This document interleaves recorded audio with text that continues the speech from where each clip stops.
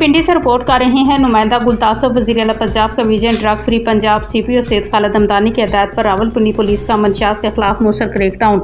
बड़े मंशियात सप्लायर समेत 3 अफराद गिरफ्तार, 11 किलो से ज़ायद चर्स बरामद। न्यू टाउन पुलिस ने बड़े मंशियात सप्लायर को हिरासत में लेकर 8 किलो 400 ग्राम चर्स बरामद की।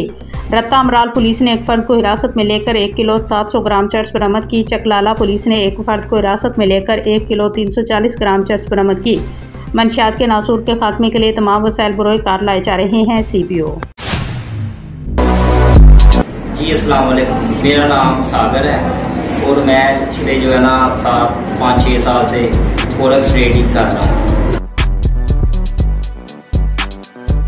और हम जो है ना आपके लिए एक प्रोफेशनल सिंगल कोर्स लेके आए हैं जिसमें हम आपको बेसिक से लेके एडवांस लेवल तक, जिसमें आपकी ट्रेडिंग, स्मार्ट मनी कंसेप्ट और बेसिक कैंडलस्टिक चार्ट पैटर्न, और ये हमारी LIC अकेडमी है गुजरावाला पीपल कॉलोनी। मज़ीद मालूमात के लिए हमारे नंबर पे कॉन्टैक्ट करें। फिर मिलते हैं हम अपने नेक्स्ट क्लासेस में।